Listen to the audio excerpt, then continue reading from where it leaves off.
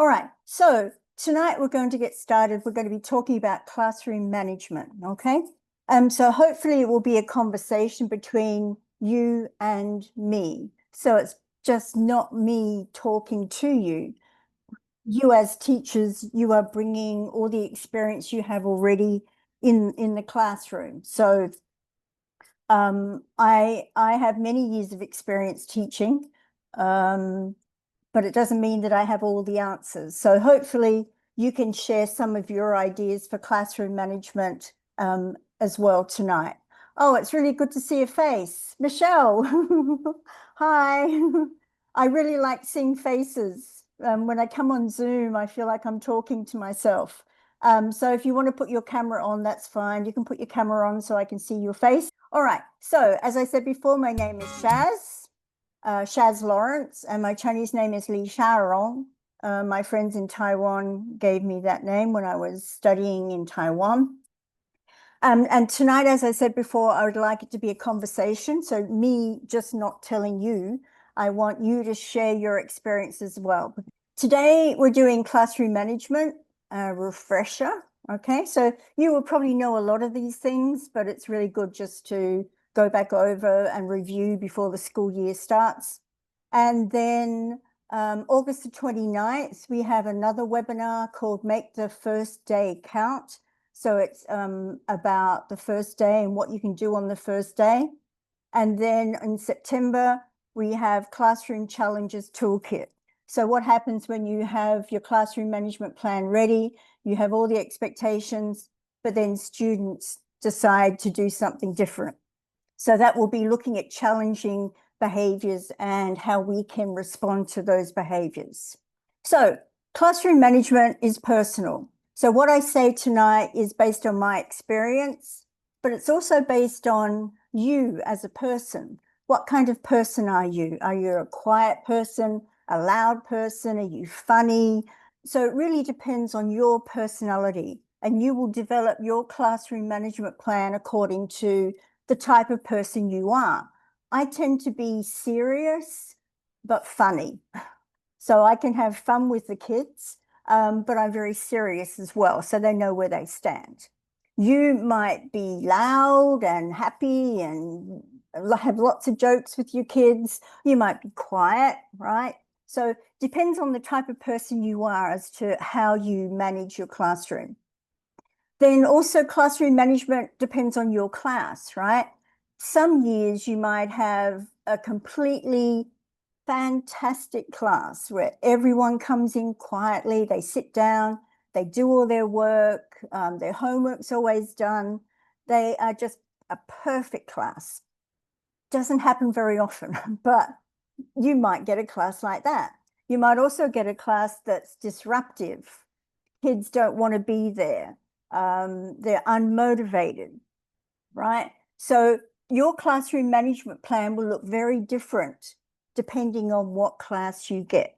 And you don't know at the beginning of the year, unless other teachers have told you, what your classes will be like. And very often Chinese teachers teach from K to 8, right? So you teach all the grade levels. So you're going to get some classes that are easier to manage than others. And then also grade level. So depending on what grade level you teach, in kindergarten, you're not going to do the same classroom management as you would with 8th grade students.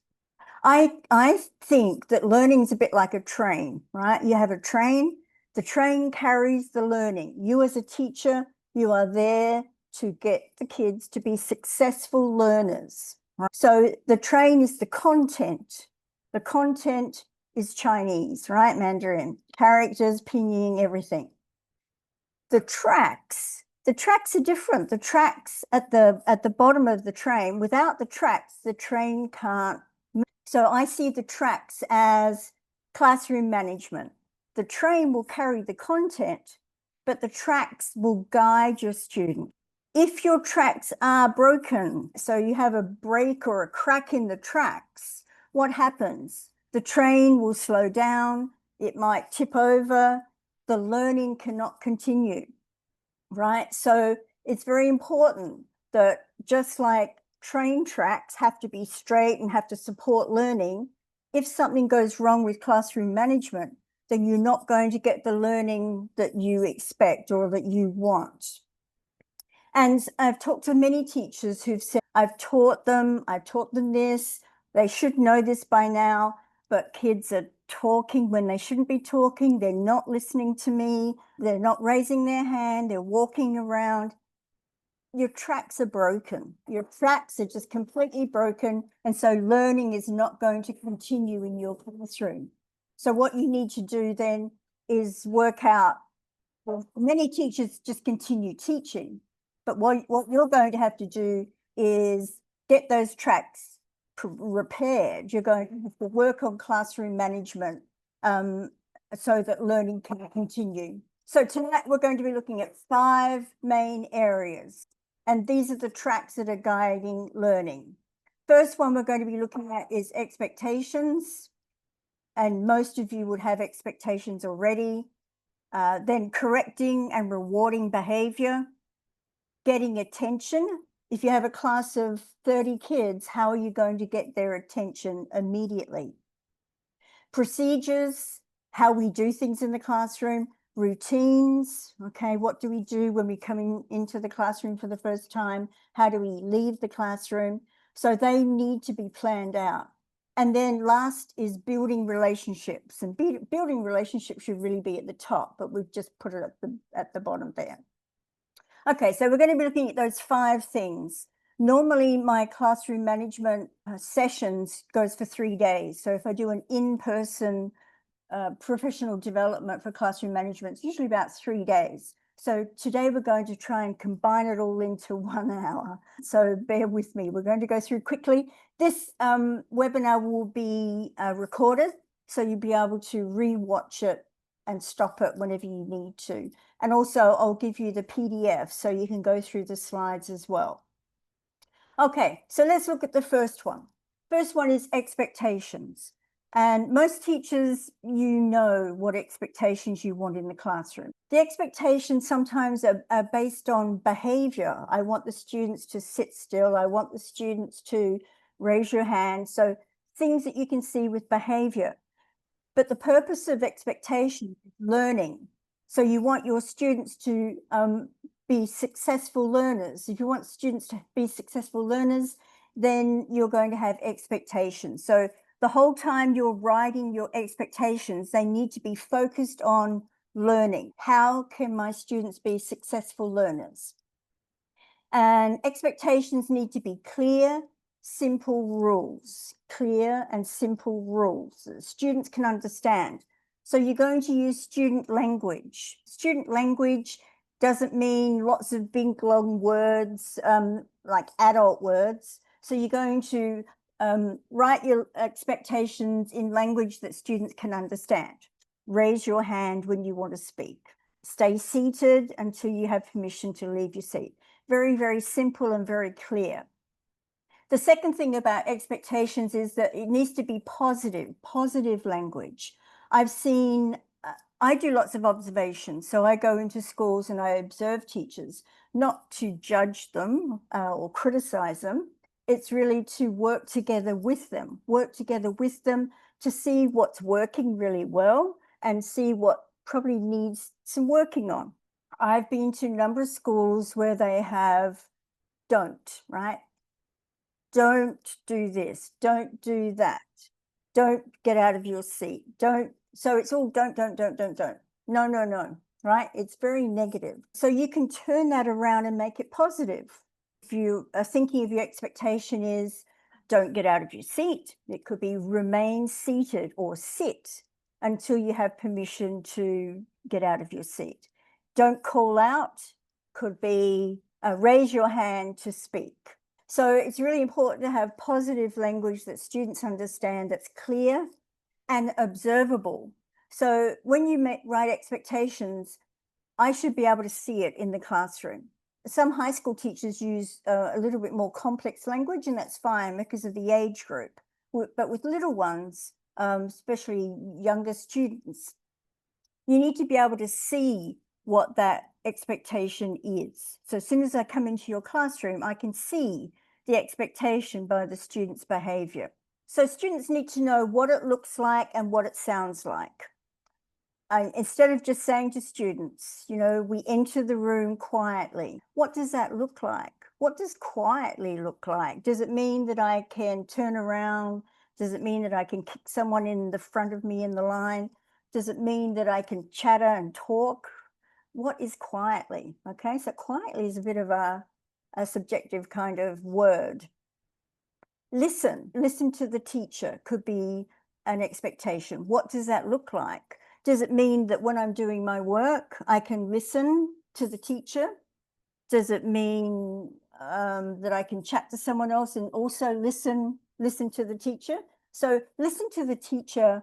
What does it look like? So you have to show the students and actually stop, look and listen, so that you want students to stop what they're doing, look at the teacher and listen. So it's better to have steps rather than just one word, listen to the teacher.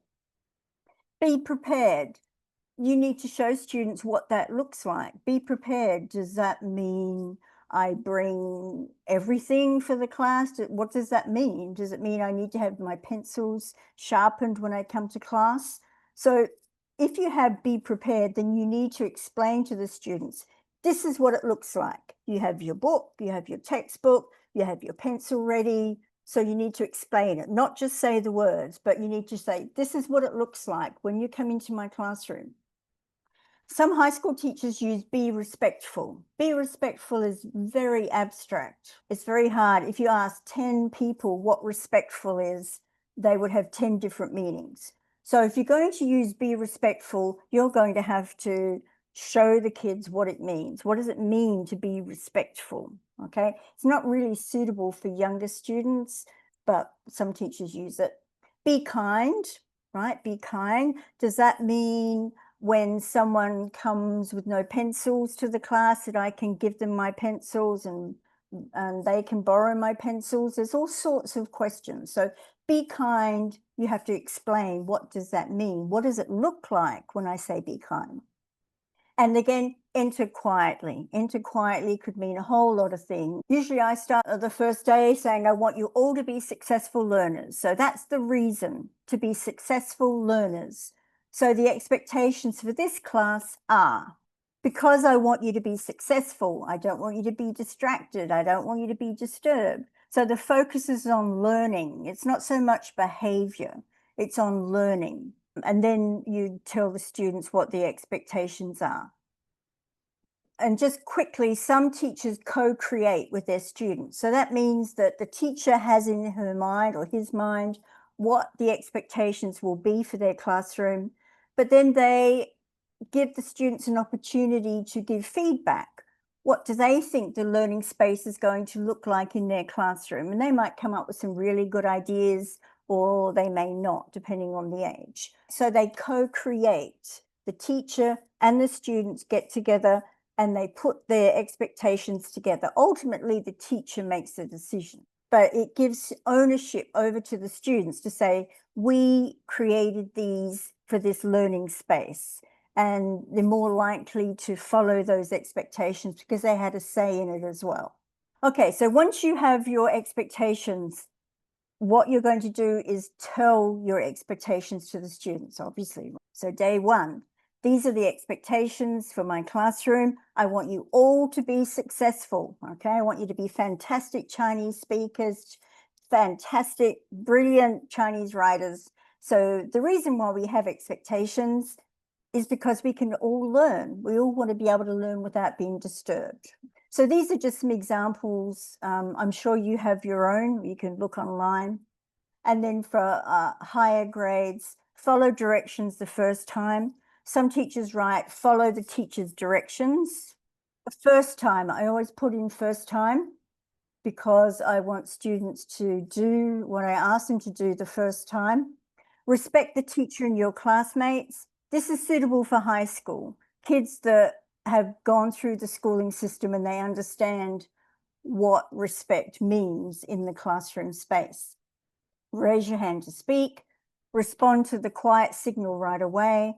Keep hands, feet, and objects to yourself, and follow the voice monitor chart. So these are, you just tell the students what the expectations are. Now, many teachers stop there. These are the expectations. This is what I expect you to do in the class this year. But there are 2 more steps that you need to do in order for the kids to respond. First one is to model what you want to see. So as a teacher, you are going to show them what it looks like and what it sounds like when you ask them to do something in the classroom. So this is what it looks like to enter our classroom. So this is what it looks like to enter our classroom. I go outside, walk outside, come through the door, and then I show them, this is how I want you to enter. You could have them come in silently, you could have them come in quietly talking, whatever way you want them to come in. And then they stand behind their chair and they could say, 老师早, something like some greeting, and then you ask them to sit down and then the class will begin. So you as a teacher will show the students what that looks like. This is what it looks like to raise your hand to speak. Okay, it doesn't look like this. It doesn't look like this. Okay, this is what it looks like. Raise your hand to speak. So it's very important that the teacher models this and then asks students, okay, Maria, show me, what does it look like when we enter the classroom? As I said before, right at the beginning, this is what works for me. So you get the students to say, this is what it looks like in the classroom. Okay, you walk in, great, fantastic. This is what it looks like to raise your hand. Excellent. Don't assume students know. Even students, high school students who've been there for years, you need to go over with it. You need to model it. So you tell the students the expectations. This is what I need to see, and this is what I need to hear. So for example, I have a big emphasis on kids coming into the classroom. This is from years and years and years of experience, especially with high school kids. But if you are going from class to class, then that would be different because you have to go to their classroom. But if you have your own Chinese classroom, kids will come to you. So I get the kids to make a line at the door and I greet them at the door. So this is what I need to see. I need to see you in 2 lines, looking at the teacher and then shaking my hand or giving me a high five or whatever, and then going into the classroom and sitting at your seat. This is what I need to hear. Nothing except when you greet me in Chinese, and then they go into the classroom and we start the class. So you really need to make it concrete so students know, okay, they're going to see this and they're going to hear this. And then step 3, you've told the students the expectations, you've modeled them and students have modeled them. Then you need to practice every day. So many teachers go through the expectations on the first day. They might model them, they might get students to show what it looks like, and that's the end. And in fact, I do classroom management for the first month on a regular basis, but I get the kids to practice every day. So when I'm teaching something, if they're in small groups, I will say, do the quiet signal. Okay, great, excellent, right? You stop, look, and listen to the teacher. Well done. So you're going to practice those expectations every day, just a little bit at a time, right? Let's practice. Can someone show me how to get my attention, right? How do I get my attention, right? Raise your hand. You practice those things until they're just automatic. Do 5 minutes for every lesson at the beginning or at the end, just so the students understand. Don't assume that they know. Let's practice. Can someone show me what you do when you hear the quiet signal, right? The quiet signal is when you have, you could have a sound, or you could have a song, or you could have clapping. Show me what you do when you hear the quiet signal. So the first week is not the end, right? Every week is classroom management week. You are going to have to reinforce your expectations for a long time. All right, so you need to be consistent, right? You need to be consistent. So when you ask students to stop, look, and listen and look at me, So you need to require them all to look at you. We're not going to go into a lot of correcting. We'll go into it a little bit, but that's going to be more in the September webinar where we look at challenging behavior and how we can respond to that. And always follow through. So when you ask students to sit down, right, get on with their work, then you need to make sure that they follow through with that. And if they don't, then there are consequences. Right, so we're going to be looking quickly at correcting and rewarding behavior. So on the first day, catch students doing the right thing. So I like the way Luke is listening. Luke is looking at you and he's listening. Say that. I like the way Luke is listening. If you're an immersion teacher, I would use lots of images if you're going to be doing it in Chinese. If you're having 1 hour a week or 2 hours a week Chinese, I would do the expectations in English, maybe with Chinese translation. Or you can say, Mark, thank you for coming into the classroom so quietly. Fantastic, you have your book opened ready. So look for students who are doing the right thing and compliment them. Say, great, thank you. And teachers do this lots of different ways. You can use stickers. I just give out stickers for exceptional work, really, really, really good work, or really consistent behavior following the expectations. I give out stickers. And then I have post-it notes, and I have some characters written on there like "很棒." And you can just go around to individual desks and you just put it on their desk, and you don't even have to say anything. You just put your thumb up. You're catching students who are doing the right thing right from day one. Some teachers use a roll of tickets, and the red tickets there, and you can just break off one ticket. And if they collect tickets through the month, they might be able to exchange it for some cultural item like chopsticks, or I don't use food in the classroom, but you can think of some sort of like prizes if you want to. I don't like that kind of reward, but you can use it if you have a particularly difficult class. So you can use tickets where you give them out and you might just put your thumb up. So you're catching them doing the right thing. Also, I have these little hands. These are really cute. This is from Amazon, and I usually put my little hand up. Oh, you can see it. Okay, there's a little hand. Okay, it's not a big hand, it's just a little hand. I go high five. It's a little plastic hand. You might have seen it on Saturday Night Live. So you can use a bit of humor, but what you're trying to do is reinforce good behavior, good expectations, and students doing the right thing. So right from day one, catch them doing the right thing. Then when you have expectations, you need consequences. Now, this will vary from your school to school. So your school may have one way of doing it, and teachers may have to follow that. That's fine. You follow their sort of classroom management plan. But if you don't know, if the administration doesn't help at all with that, then you need to design some consequences for yourself. So I usually start with redirect. Redirect just means the student is maybe not doing their work or is talking to someone else, and just means to redirect them back to the task that they should be doing. So you need to get started on the do now activity, thanks, and then walk away. Right? So it's redirecting back. Or if they haven't got the correct book or something like that, you just say, you need to go and get one of the spare books and get started now. So you just redirect them back to what they should be doing. Never ask them, why are you doing that? Okay?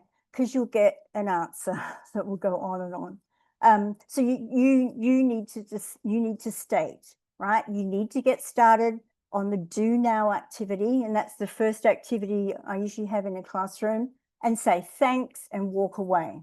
Walk away with the expectation that they will get started.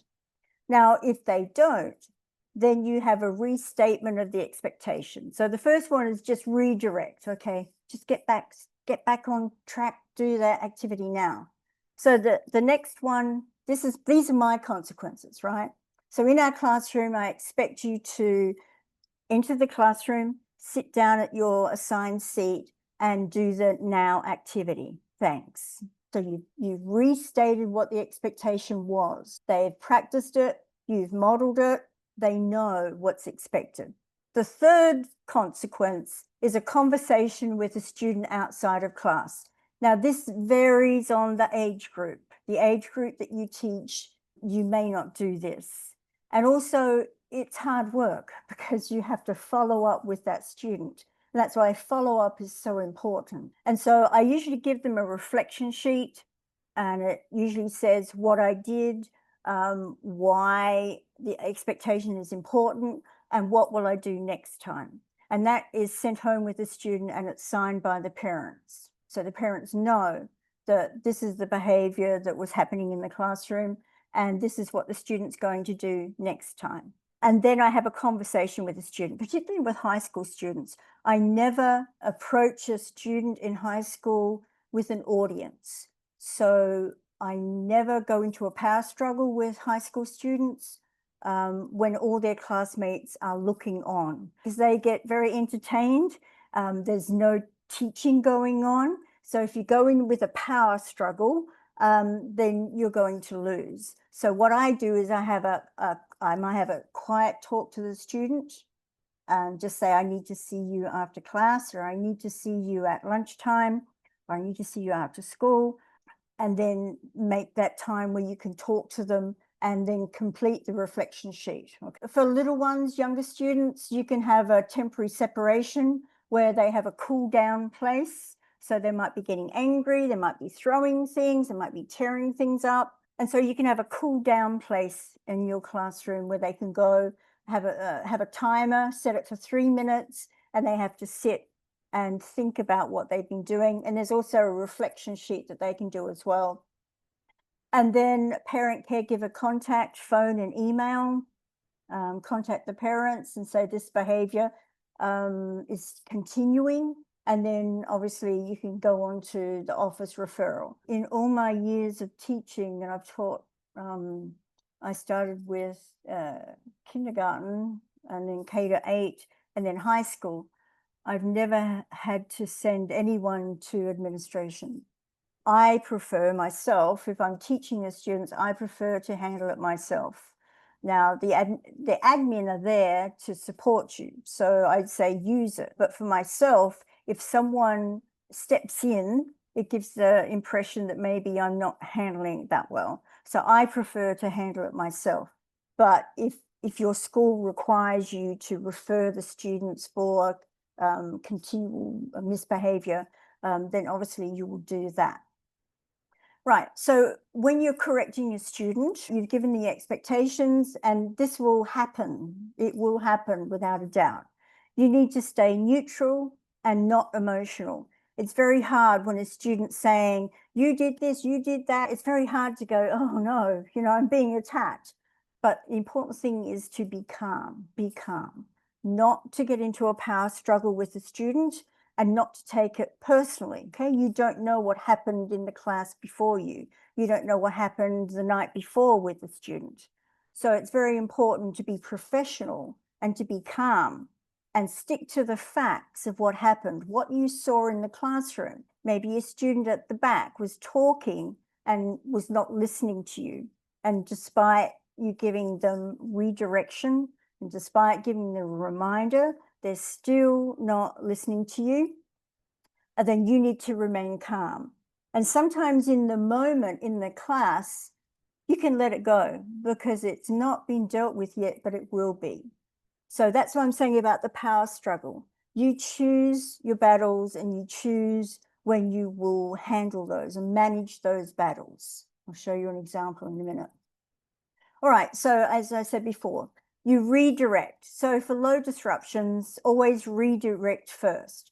Talking, moving out of their seat, off task, making noises, and distracting others. So the first thing usually you can do, and like I said before, it depends on the grade level, whether you're teaching kindergarten or whether you're teaching 8th grade students or 10th grade students. It really is going to depend on what classroom management plan you have. So proximity. Proximity just means to go and stand next to that student. Don't speak, just stand next to that student. Sometimes that will get them back to work. So for example, if they're chatting or whispering to a student next to them, just by standing near them and giving them the look, the teacher look, without saying anything, that will sometimes get them back to work. Then a reminder of remember the reminder of the expectation. The expectation is that you stay on task and you complete it without disturbing other people. Thanks. Thanks is the crucial word in classroom management. Giving an instruction and saying thanks and walking away. It doesn't work with all students, but it gives the expectation that they will follow your directions and continue teaching. So the whole goal of classroom management is for your kids to be successful. So you're not going to spend a lot of time talking back to students, insisting that they put their phone away, insisting that they, they sit down in their seat. All that time is taken away from learning, and you can handle or manage those behaviors outside of the classroom. Now, some teachers don't do that. Some teachers insist on this must happen and it must happen now. I tend to take the view that you can handle it and manage it away from a crowd, away from the class where all the students are looking and kind of egging that student on. Never have a power struggle with a student. Right, so this is an example. Peter calls out and doesn't raise his hand. And I say, Peter, why are you calling out? That's my first mistake. I'm asking students why they did something. That's not a good idea because they're going to tell you and give you all excuses why. So, Peter, why are you calling out? Okay, Peter says, I wasn't calling out. And then I say, I saw you call out. Stop it. But it wasn't me. You always pick on me. So then it escalates to something that's not even about the expectation. Now it's you always pick on me. I don't pick on you. I told you not to call out. Everyone knows you pick on me. I don't. Get back to work. So then I try and redirect him. So this is a power struggle with a student. Like I said before, never engage with a student who has an audience. So even if you feel like that you really want to go into battle with this student, you need to remain calm. And once the class is back to doing something, you're teaching something and they're working on their own, I would go up to that student and say, I need to have a conversation with you after class, or I need to have a conversation at lunchtime. Okay, I'll see you here, and at this time. So not announcing it to the whole class, announcing it to that one student who was in a power struggle with you. Now, this works for some students and it doesn't work for other students. So you're going to have to work out which students would really respond to this. Sometimes you just give a reminder to the whole class. Let's remember our class agreement. What do we do when we come into the room? It's okay to ask students a question about the expectations because they know the answer. What do? We come into the room. We come in, we sit in our assigned seat, and we do the do now activity. I want to remind everyone, quiet voices inside. Thanks. Like I said, thanks is such a powerful word. When you restate the expectations or the rules and just say thanks and then walk away or go on to something else or go and help another student. Who can show me how you raise your hand to speak?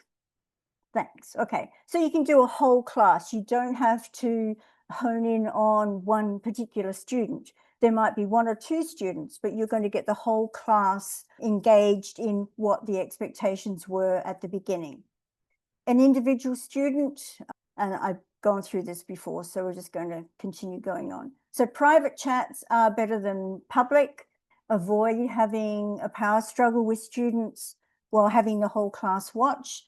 Number one, it gets you away from teaching and then learning, but it also, it's much easier to talk to a student individually about their behavior, what I saw happen in the class, what should you have been doing right then, what was the expectation, and how can we do it differently next time.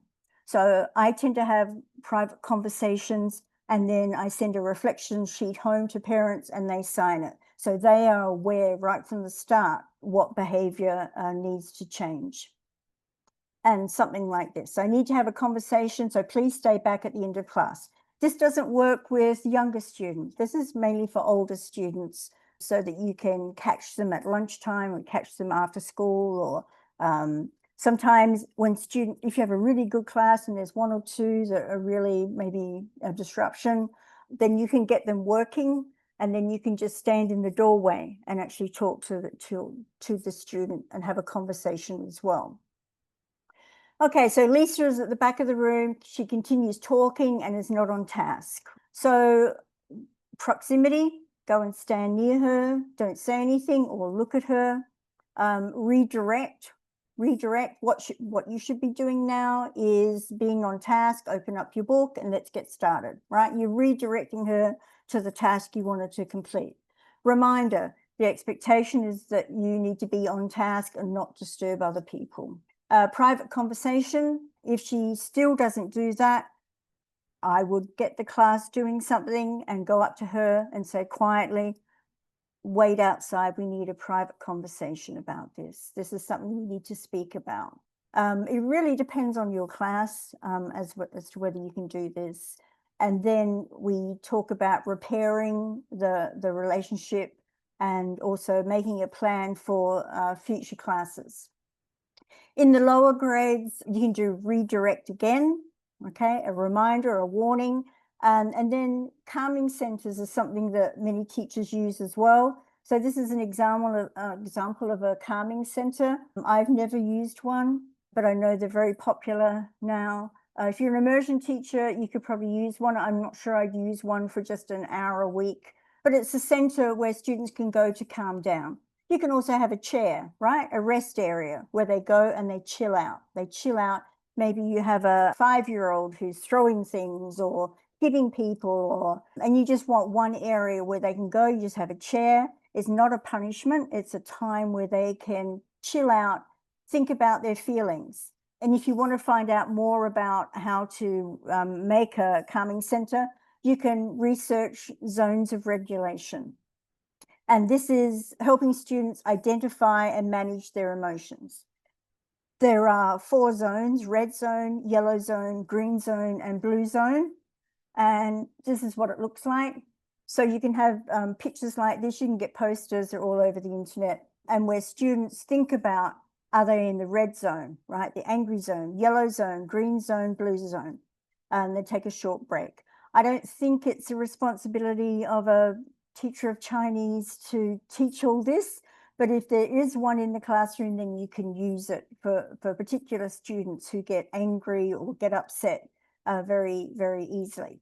Then you have rules in the calming center. So you might have a timer, you set it for 3 minutes and they sit there, think about what they're doing. Maybe you have a reflection sheet that they have to complete, and then they will join the class afterwards. So it's not a punishment where they go to be punished. It's a time where they have some time to work out how they're feeling and how they can calm down to go back to the class.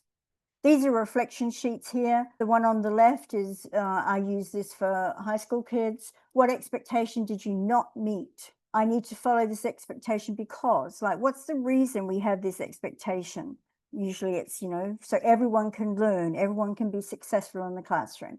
And what could I have done instead? And then the reflection sheet for the younger students is just images of feelings that they have. Number 3 is getting attention. Your quiet signal needs to cause immediate attention. So it's very, very important that right from day one, you get immediate attention. And this requires practice. This is not going to happen magically overnight. This requires you to practice. Some teachers use that song, 把手举起来. Okay, it's on YouTube if you want it. Some use verbal signals like 1, 2, 3. Thank you, right? Or I need your attention, 3, 2, 1. That could be a verbal signal as well. You need a loud voice, not shouting, but you need a loud voice to do a verbal signal. Give me 5, track me in 5, 4, 3, 2, 1. So it's giving students warning. As soon as you say track me means looking at me, follow my eyes, look at me. 5, 4, 3, 2, 1. When you get to 1, everyone needs to be looking at you, and you need to practice this.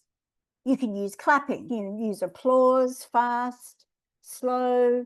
You can use patterns. Okay, you can use stomp and clap. Some teachers use this.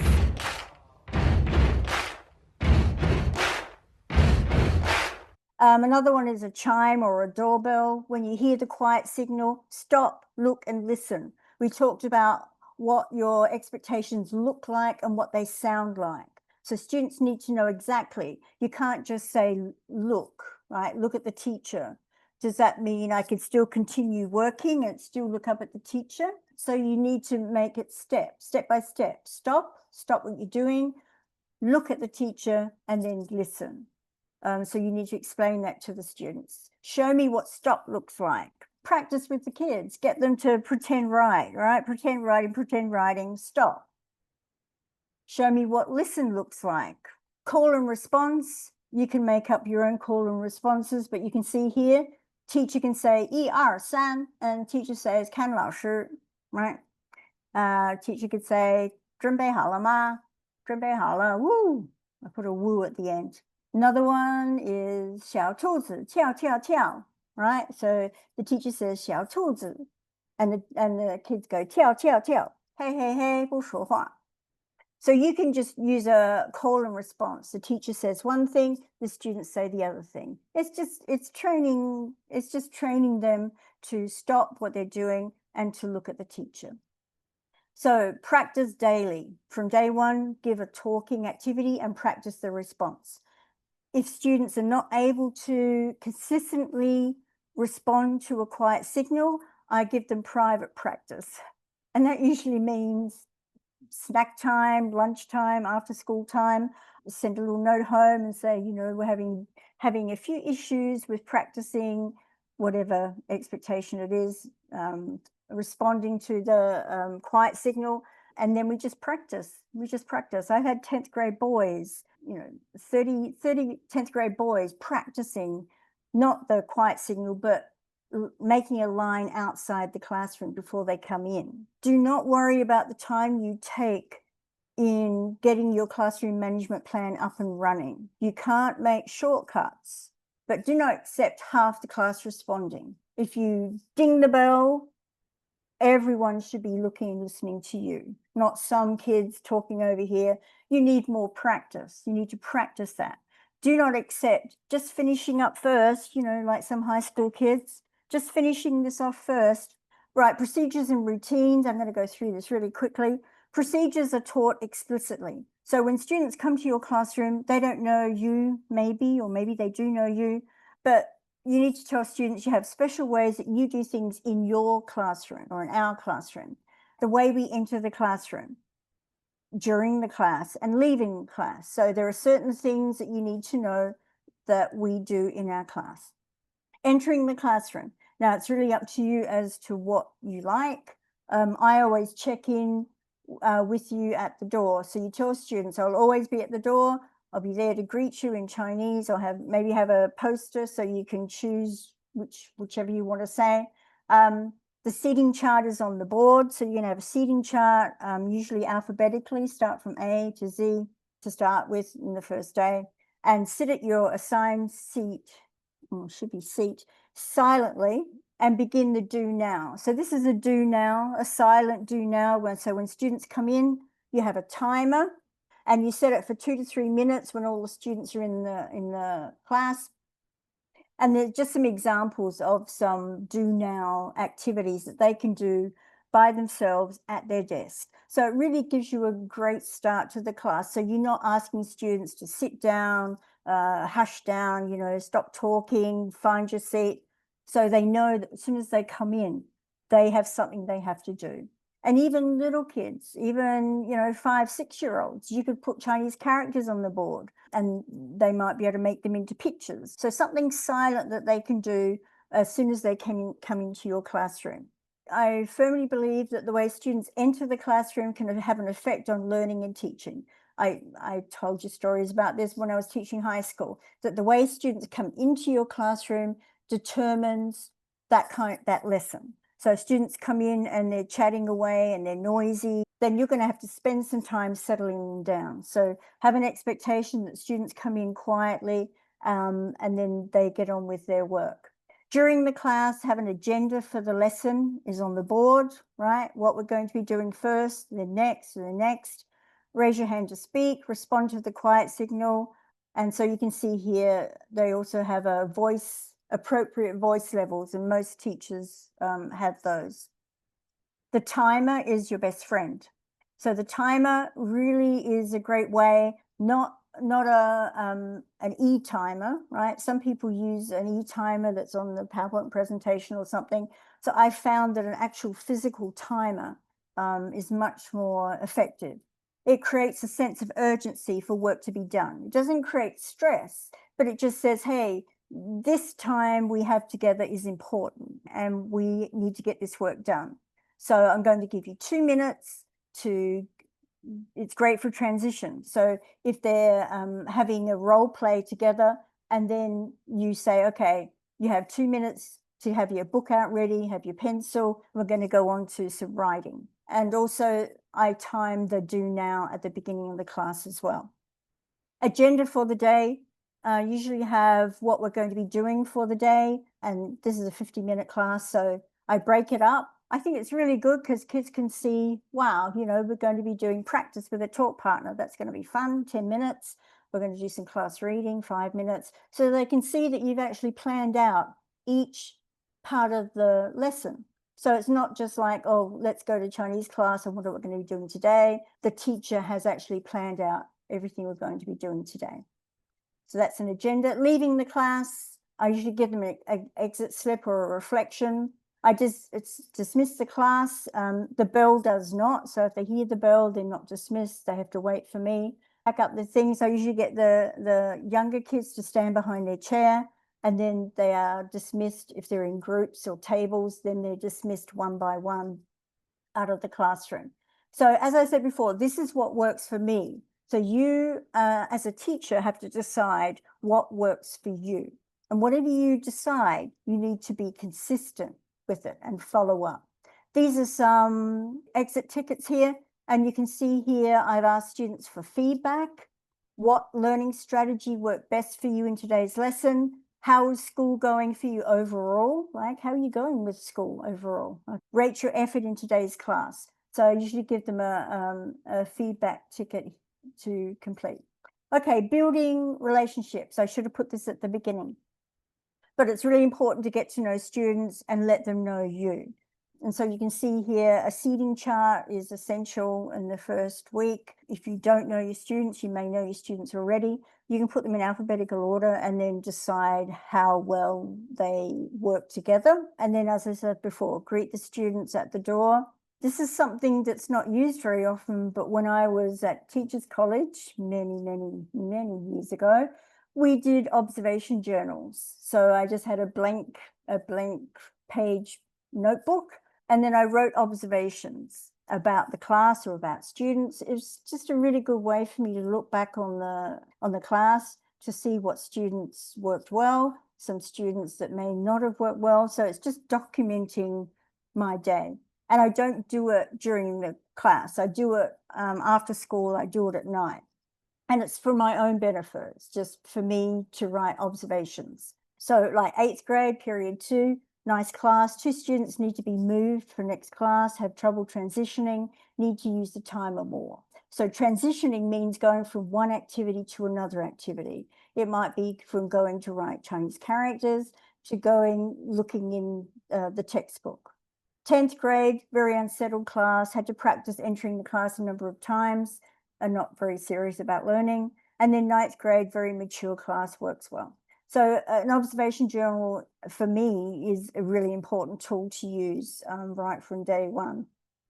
Getting to know your students, there are lots of interest surveys. I do it in English, where students can write about the things that they like, things that they enjoy themselves. So you can use that information. So once you have that information, this is Jake. He learns best by watching videos. He learns best by speaking with one person. He plays basketball. He likes being with friends. He prefers to work in a group. He wants to be a YouTube creator as his career. So you're getting all this information about this one student. And so all this information may be a way to reach Jake. So if Jake is disrupting the class or he's unmotivated, you all have all this information that you can use. So you can actually personalize learning Chinese for Jake. Use videos to kickstart Jake's interest in learning Chinese, assign a talk partner for him, give him a group project. So if you give out a getting to know you survey, it gives you lots of information about each student. And then meet your teachers. So it's important that you reveal something about yourself as well. You are not trying to be friends with students, okay? You're not trying to be liked by students. What you're trying to get is some information about students so that you can use that in teaching them. And then they will also know some things about you so that there's a connection between you and the students. Culture is also a great way to connect students and teachers. These are just some things that I've had before. A Tuesday tea club, dumpling day, chopstick challenge, karaoke club, munch Monday, short film Friday.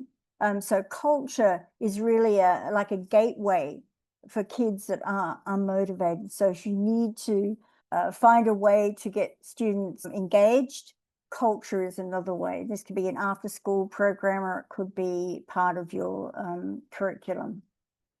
So we started off looking at the train and the tracks. And as I said before, many teachers put up with the classroom management that is not ideal. And it makes you really stressed as well as a teacher. So if something isn't working, try a different strategy. So the tracks are what support and guide learning. The train is the content. So if the tracks classroom management is broken, the learning is not going to happen, or it's not going to be as successful. So you really need to address the tracks. You really need to address the classroom management. And you can start fresh at any time. Start fresh at any time. I had a 10th grade class of boys, as I said before, and we did lots of classroom management practice. And I think you have to try and be very creative with the way that you manage them. So we've looked at expectations, correcting rewarding behavior, getting attention of the students, procedures, routines, and building relationships. Like I said before, I would usually do this in 3 days. So this is just a very quick, very quick webinar tonight. So I will send you, I have your email address. I will send you the PDF. This is the PDF. I'll send you that. And also on the blog on mandarinteachersinstitute.com, you can go to the blog and I will put up the recording there as well. Next webinar is on August the 29th, is looking at make the first day count. It might be just the whole week, but really the first day. And then in September, we've got classroom challenges, like looking at particular challenges in the classroom with behavior and how to respond to them. If you have any questions, you can send me an email, gigglepots123@gmail.com. You can ask me any questions if you didn't understand something, because I had to go through it quite quickly. Please send me an email, or if you have any questions, you can put them in chat. So, are there any questions? The webinar recording should be up on Sunday, so I'll try and get the webinar on the website, Mandarin Teachers Institute.